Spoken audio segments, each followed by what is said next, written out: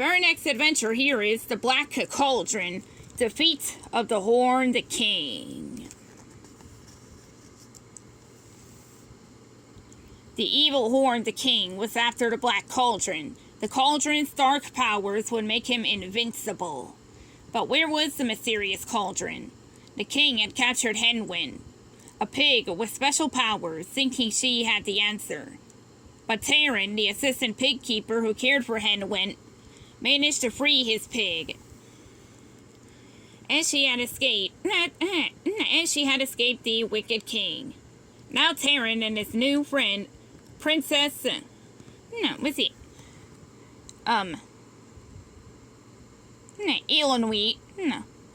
Elenwheat were trying to escape from a dark dungeon in the king's castle where they were imprisoned. They wandered through a maze of underground tunnels.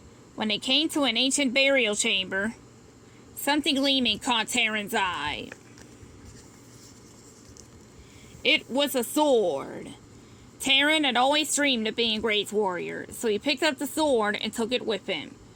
Then the children heard a cry for help.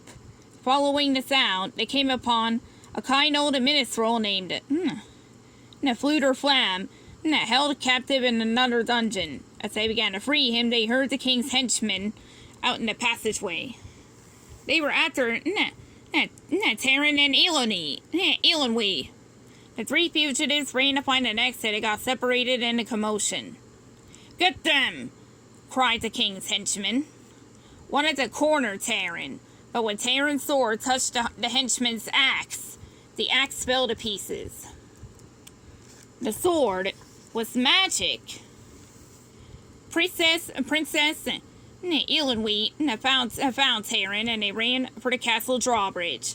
Using the power of the magic sword, Taryn opened the drawbridge, and they escaped across the bridge to the safety of the woods beyond, with Fluter close behind them.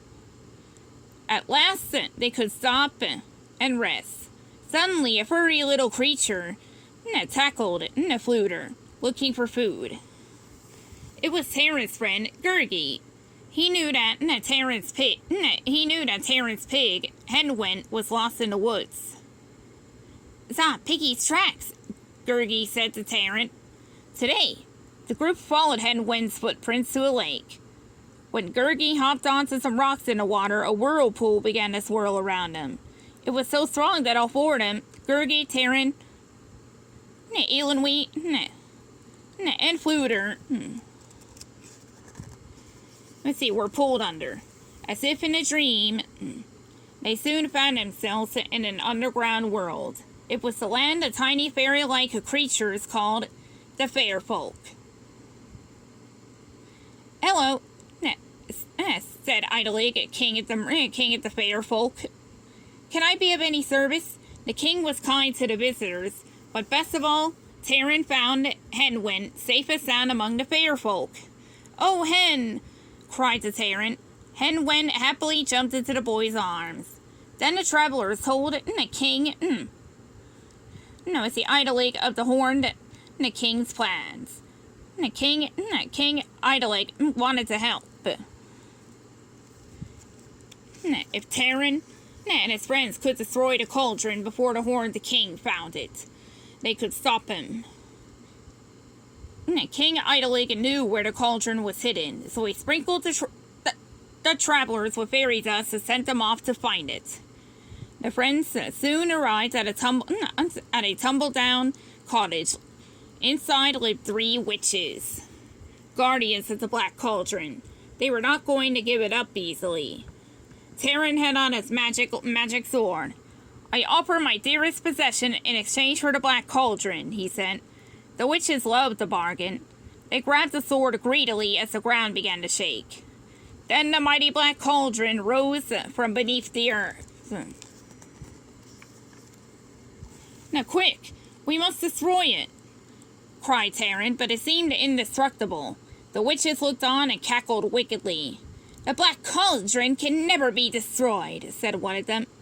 "Only its evil powers can be stopped." "Then there is a way," said Taryn, "but how?" "A living being must jump into it of his own free will." replied the witch Ordu. Then she added, however, the poor duckling will never come out alive. What would Taran and his friends do now? As they sat around a campfire trying to think of something, flying creatures called, get thanks, or quit thanks, whatever, flew overhead. Quickly, Gurgi hid behind a tree. The Horned King's henchmen had found him. The wicked creatures, he grabbed the Black Cauldron and took it to the Horned King's castle along with Taran, Elenwe, and Fluter. Trembling, Gurgi made his way to the castle. He was terrified, but he knew he could not abandon his friends in that evil place. Already the Horned King had used the Black Cauldron to bring his evil army of skeletons to life. The army marched out of the castle, but Gurgi sneaked past them and found his friends. Good boy, Gurgi, cried Taran as the furry creature untied them all. The friends were happy to be rescued. Still, Taran knew they would not be safe. As long as the cauldron's powers were intact, to protect the land, Taran prepared to jump into the bubbling cauldron. But little Gurgi jumped first. No! Cried Taran, but Gurgi was gone. See, the Horned King's evil army collapsed and the king was pulled into the Black Cauldron. As the castle walls crashed down around him, Taran, Elenwe, and Fluter managed to escape onto the lake in a boat. Then, from a distance, they watched the castle crumble into ruin. The Black Cauldron appeared, bobbing in the water, and they sadly thought of poor little Gurgi. The three witches were watching too. They wanted the Black Cauldron back, and they were prepared to bargain for it. They offered Taran a magic sword in exchange for the cauldron, but Taran said no. I would trade the cauldron for Gurgi, said Taran. Immediately, the witches began to fly in a circle. Wind swept the water like a tornado. When it stopped, the cauldron was gone, and Gurgi was lying on the beach. He reached a small paw toward Taran. Gurgi! Cried Taran. You're alive! With joy, Taran and Elenwe hugged their hero. Gurgi's happy day, said the little creature with a smile. It was a happy day for Gurgi, for his friends, and for all the land. The end.